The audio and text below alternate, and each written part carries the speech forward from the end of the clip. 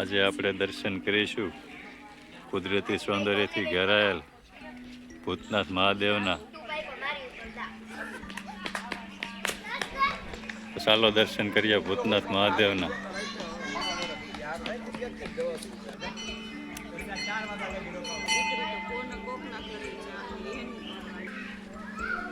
આપણે પહોંચી ગયા છે મહાદેવના શિવાલયે.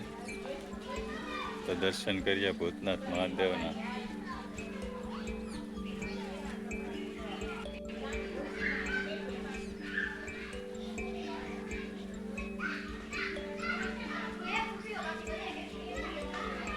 હર હર મહાદેવ.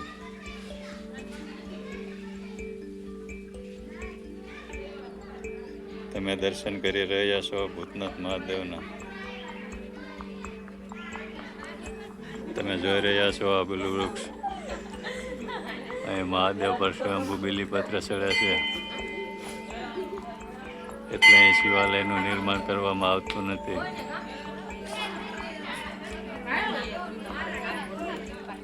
અહીંયા શિવાલય આસપાસ એટલા બિલુ વૃક્ષ છે કે બિલુ વૃક્ષનું આખું જંગલ છે. તમે જોઈ રહ્યા છો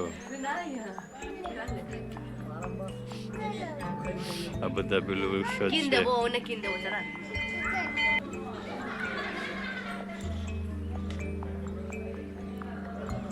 દર્શન કરીશું યોગી શ્રી નારાયણનાથજી બાપુના.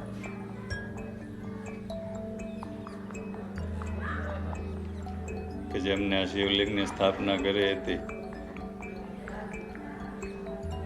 તો દર્શન કરીએ નારાયણનાથજી બાપુના અને દર્શન કરીએ એમના ધૂણાના.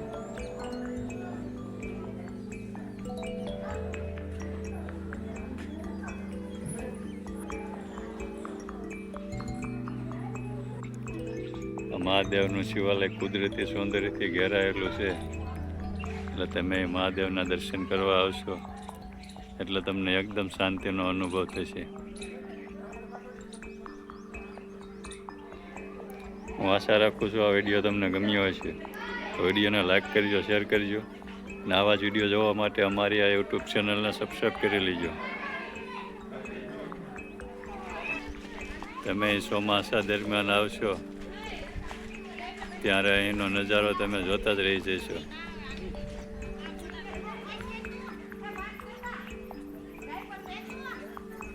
તમને એનું લોકેશન પણ જણાવી દઉં. જો તમે રાજકોટથી આવતા હોય તો રાજકોટથી થાય છે 45 કિલોમીટર. તમે હલેન્ડા ગામે આવો એટલે હલેન્ડા ગામથી ભૂતનાથ મહાદેવ છે 5 કિલોમીટર. અહીંયા હનુમાન દાદાનું પણ મંદિર આવેલ છે, તો આપણે હનુમાન દાદાના પણ દર્શન કરી લઈએ.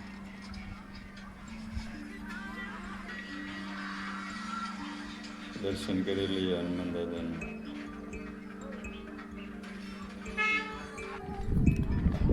અહીંયા આપણે જોઈશું અહીંયા રહસ્યમય ગુફા આવેલ છે, તો ચાલો ગુફા જોઈએ. આપણે જોઈશું અહીં આવેલ રહસ્યમય ગુફા.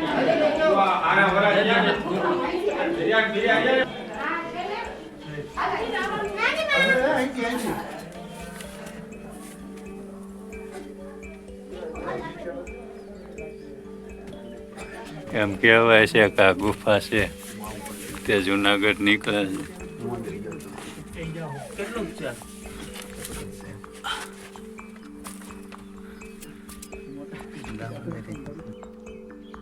ગુફા તો ઘણી ઊંડી છે, તમને વધારે અંદર નહીં બતાવી શકું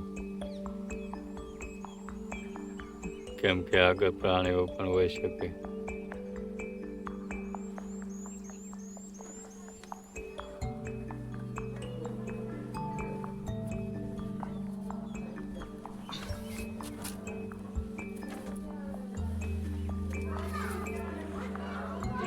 તમે પણ ભૂતનાથ મહાદેવ આવો તો રહસ્યમય ગુફા જોવા જરૂર આવજો.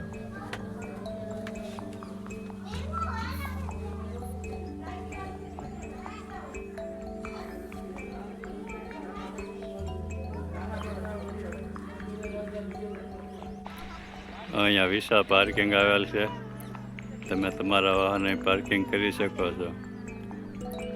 અહીંયા પાર્કિંગ ફ્રી છે. અહીંયા પાર્કિંગના કોઈ પૈસા દેવાના થતા નથી. આપણે દર્શન કરી લીધા છે મહાદેવના. આજના વિડીયોમાં બસ એટલું જ. મળીશું નવા વિડીયોમાં નવી માહિતી સાથે. જય માતાજી, જય શ્રી કૃષ્ણ, હર હર મહાદેવ. આપ સૌને રાણાના રામ રામ.